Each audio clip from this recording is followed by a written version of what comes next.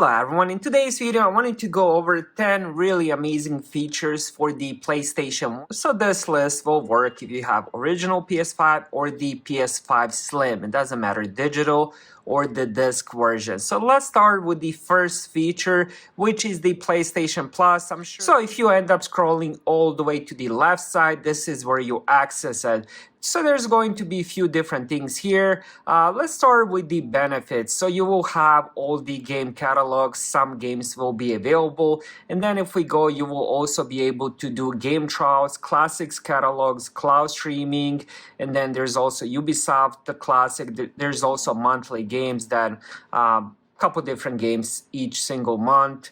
And then, of course, you have the online multiplayer. Some of the games don't require PlayStation Plus, but some of them do. And then, of course, you have exclusive packs and all that. Now, let's check the collections here on top.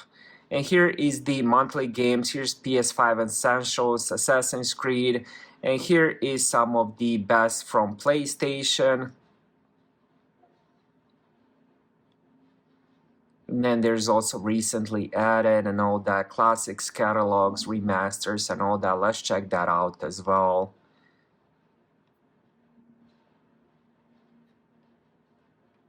Now, the second feature of the PlayStation 5 is its user upgradable storage. This is something that I really love, and I wish the Xbox have it as well. Now, for the Xbox, for example, you do have to get their own storage. You can't really upgrade storage. You can't actually upgrade at all.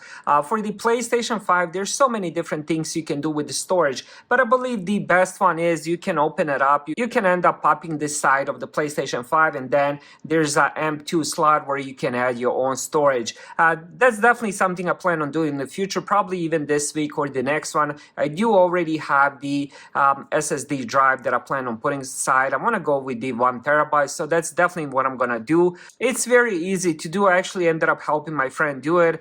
Another thing you can do is you can do plug and play storage. So for example, if you have external hard drive and you have some games you want to, for example, move, like for example, let's check some of my games. So let's say there's some games I don't want to play. I can plug in that storage and I can just end up selecting a few of these games, and then I can just end up moving that to the external storage. Now you can play games off of the external storage, so if you do want to end up playing that game again, you have to move it back to the PS5.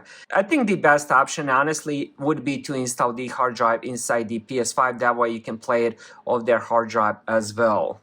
Alright, the third feature for the PS5 is the 3D audio for TV speakers and 3D audio for the headphones. Now this is kind of similar to the Dolby Atmos, but Sony ended up getting their own 3D audio. You can just imagine how cool it would be to play even shooting games or, you know, just adventure games and hearing all the sound around you, kind of like in a movie theater. It would be pretty cool. So that's definitely the feature that's available on the PS5.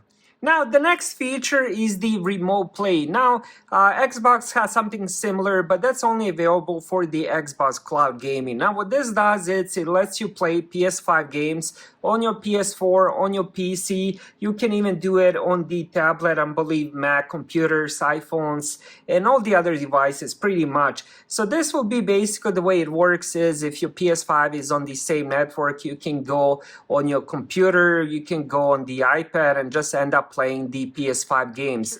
Alright, so the next feature is capturing screenshots and videos. The PS5 controller does have that built-in button, so all you have to do is just click on it, and then it will end up giving you a few options like save recent gameplay. I haven't been playing a game right now since I'm recording, but you can do that. Then you can take a screenshot, then you can do start new recording, then you can broadcast, share screen, and then of course there's few options. So you can do HDR, you can also do screenshot file top, which is set on auto, but here you can actually end up changing which clip you want, MP4, which is usually what I use for all my videos, or you can do WebM. Keep in mind, if you do end up doing WebM, some devices might not work with the WebM, so I definitely recommend doing MP4. So make sure you find that out, which file you need beforehand. Then of course you can do the different resolution. You can do 4K if you do have monitor or TV that supports that resolution, and then of course you can end up including your mic's audio. If you don't have a headset or mic, you can end up using the one that's built into the controller, which is pretty interesting. Then, of course, you can include the party audio as well. I think that's a really cool feature. A lot of people don't use it. Coolest feature probably would be sharing the screen with your friend, but all these options work really good. The only one that I haven't used is the broadcast. So I'm not sure if this would be broadcasting to YouTube or Twitch or anything like that, but hopefully that's what it does. I'm definitely going to test this more in the future, but definitely one of the really cool features that PS5 does have.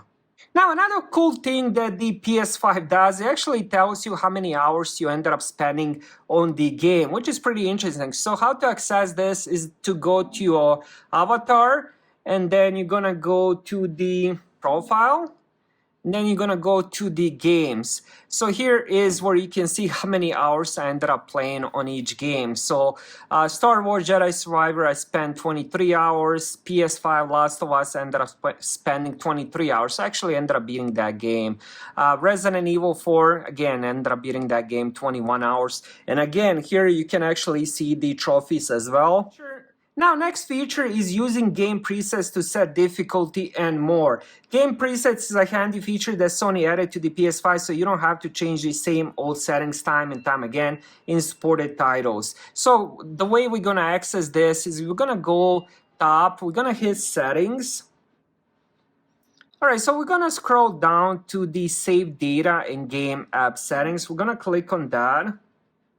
And then we're gonna go on the game presets, and this is where you can actually end up doing the difficulty. I haven't done it myself because some games, like for example shooters, I do like to play on the hard mode, but some games, you know, I like to stick with the medium. Like I think the Resident Evil 4 that I played, I think medium was the right choice for playing the game, that remake, the first time. If I went hard mode, I think it would be a little bit difficult. So, you know, I would say normal would be something I would set it, but again, it just depends on how skilled you are at gaming. And again, you can end up setting the performance or the resolution. You can also do other settings here. Once you set those here, every single game that you end up starting, if those options available, it's gonna already auto set all those settings, which is really interesting. And it does save quite a lot of time. Every single game that you end up popping into the PS5, that's the first thing that pops up. What resolution do you want, performance,